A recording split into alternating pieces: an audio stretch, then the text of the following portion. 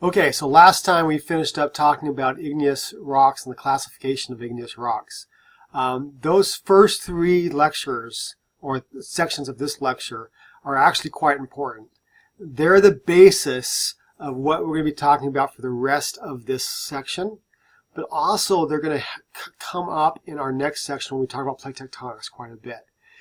And it's important to understand those ones. I know I went through it kind of fast, but in the online class I don't have time to answer questions and because you guys aren't here, and to actually get feedback back and forth of where you're not understanding it.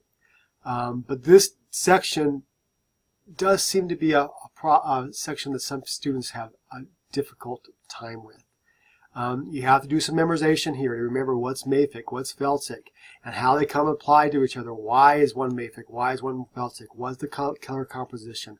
What does the texture mean? All of that comes into play. And I will promise you that if you do this before you do your discussions, it's going to be better for you. Do it. I know some of you guys just jump into your discussions right away, and it's better to do the lectures first, or at least start on the lectures before you get too far into them, because it helps you with your understanding in your discussion posts. Anyways, and I'm probably preaching to the choir, but if you're actually watching these lectures, you're going to be doing better on the exams as well, just as a side note. As if people don't, they tend not to do as well.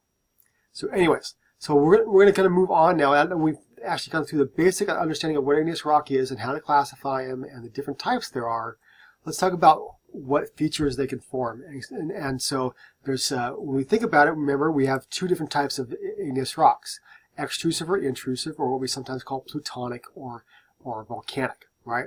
So the structures that come along with these also are part of this. And so if you think about it, if you have a rock, or magma, let's say, actually who's coming up on the subsurface and is less dense, therefore it rises, and cools off in the subsurface, it would form an intrusive rock, right? So here's an example. This is a tile of granite here, and you can see the individual minerals inside the granite. And so this would be an example of pluton or granitic rock. Just the same thing for this rock that I had here. This is the crazy horse granite. It's actually called a Hornets granite, but it would actually be able to help you understand a little bit about where that comes from. They cooled off slowly, so you can see the individual grains of the material as it goes through there, right? Whereas this material, which is your basalt, or your mafic rock, you see all the pore holes, the vesicular pores in here.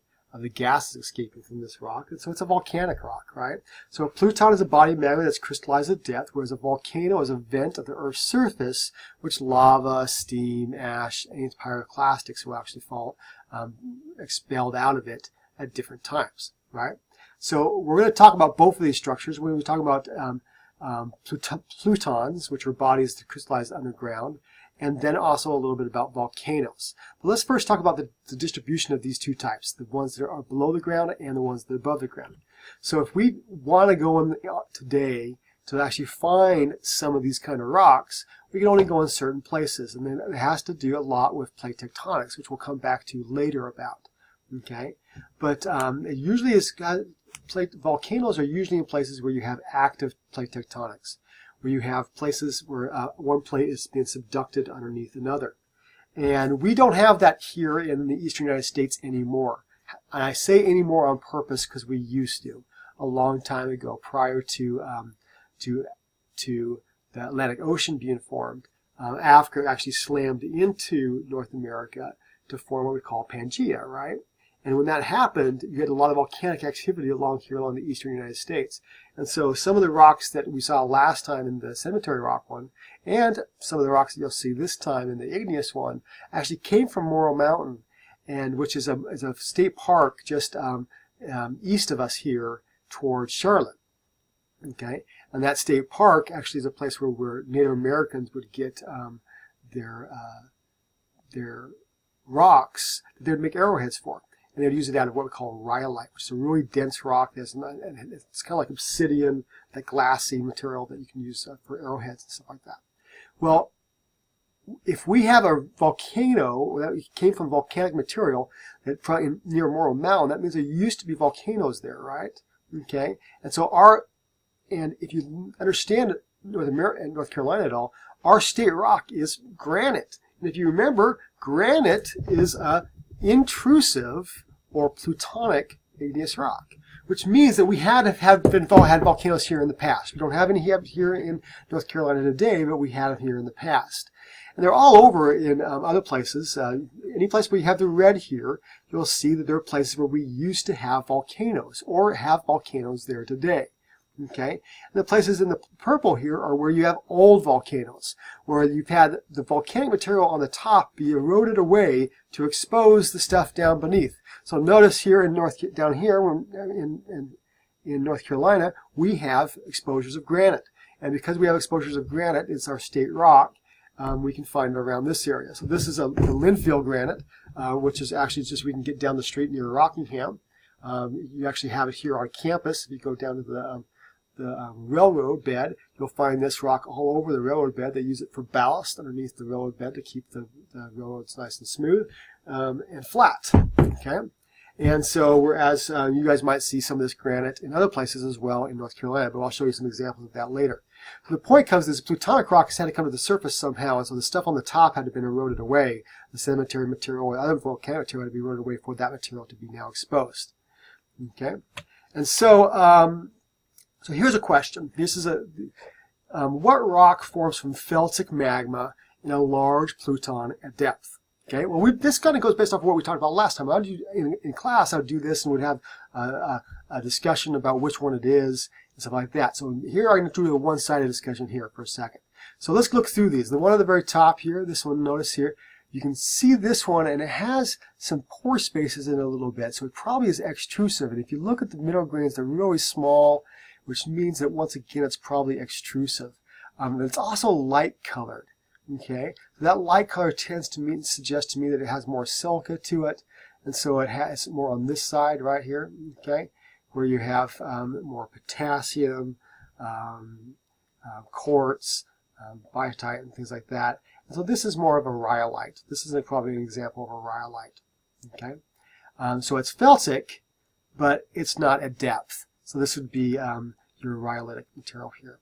Okay, so this one, you'll notice here, has these big grains, some big, some a little bit smaller, some mafic material, but also some felsic material. Okay, so it has, because it's lighter in color. So this one's more felsic. Okay, so it's felsic, but you can see the grains, so you know that it's probably a larger, it's cooled off underground. So this isn't the right answer. In this case, that's B here, which is what we'd call this granite. Okay. Now below here, you notice this one is dark.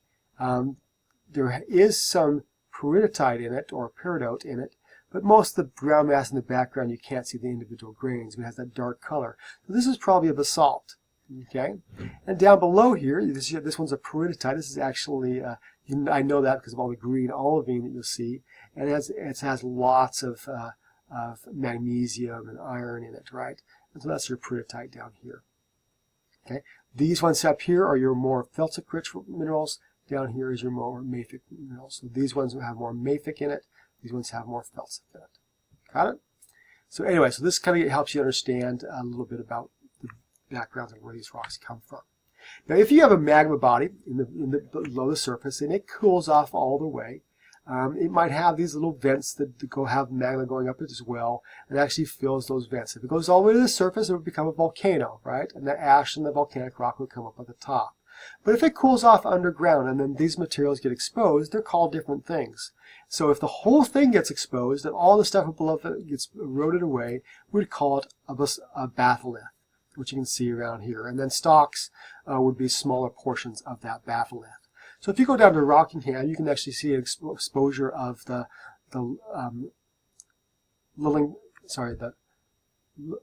Lillington granite, which I just showed you just here a minute ago. And you can see it in a quarry as you drive past. And that's actually a stalk of the batholith that's beneath our feet, right? Okay. And so these large bodies of magma usually come from one plate going down beneath another. Because of the added water as it goes down, you have an increase of melting. And that melting goes up, forming volcanoes. But if that material doesn't get all the way to the top, you'll form this big magma chamber. And that magma chamber will cool off, forming those bigger crystals because it's cooling off underground. And then as that material above gets eroded away, you'll have what we call these batholiths with the granite inside of it, like I have here, which is the Lillington granite, right? So, anyways, so these are often places where you have old volcanoes. And so batholiths are very large features, and they usually are over large areas. But if all the material at the top of it hasn't been eroded away yet, you only have little small windows of it, like we do here at the Lillington Stock. Okay, but other places it's widespread. For example, the Sierra Nevadas, widespread volcanics there, and all of the Sierra Nevadas are basically this big granite mountains. Same thing with a lot of the coastal ranges up here in the in Canada and in my beloved state of Idaho, right? Has lots of these. So now, if these guys don't come to the surface, but they don't quite actually break to the top, they might form what we call a laccolith, and that material is kind of like a big bubble in a sense. Let's go back to this one here. You can see it up here in the corner up here. It didn't go all the way to the surface, so it cooled off underground, so it might still have the texture of these coarse grain materials, but it cooled underground to form what we call a laccolith. Okay, and so they fill with little mushroom-shaped materials. A good example of this is the Henry Mountains in southeastern Utah. We have an example of it here as well. Let me go to this place here.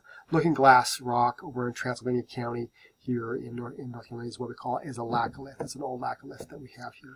This mushroom-shaped material that you remember here. You see up here, right? Now, if the other materials actually cool off underneath there, remember, if we have any active volcanoes, these are at plate boundaries or what we call hotspots. We'll talk more about this later. However, we can find that igneous rocks in places where there's no active plate tectonics. So if we can find igneous rocks where there's no active plate tectonics today, that means they had to be there in the past, right? So Mount Rushmore, which is this rock that I showed you here, this is actually our students. We went up to Mount Rushmore a couple years ago. In a large field trip. And by the way, we're doing another one this year. If you're interested in going on a large field trip for geology, we're going to be going to the Granite Canyon, and the only prerequisite for that class is this class.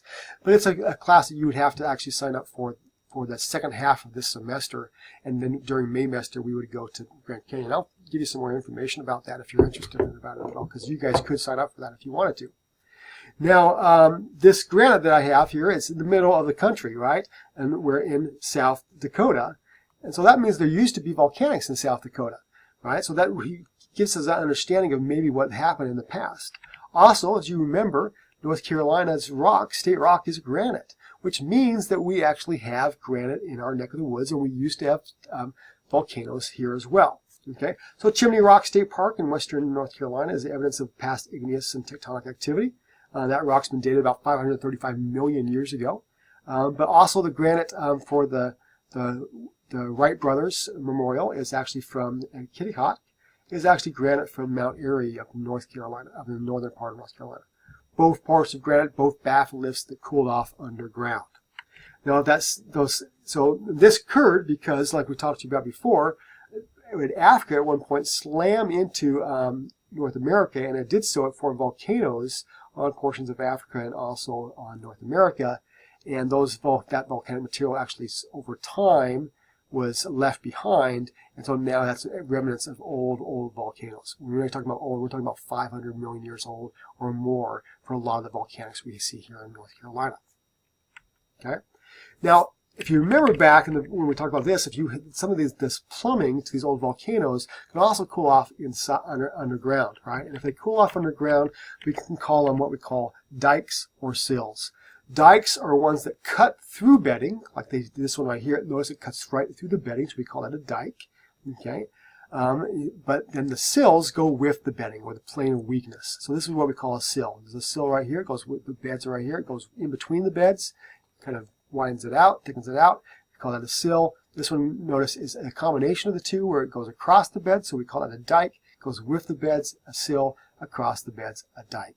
Now, we have dikes all up and down North Carolina, and we've had this because after Africa slammed into the coast, it pulled away, and as it did so, lots of cracks formed as it did, forming a lot of dikes all the way up and down the coast. And we have them all over the place around here.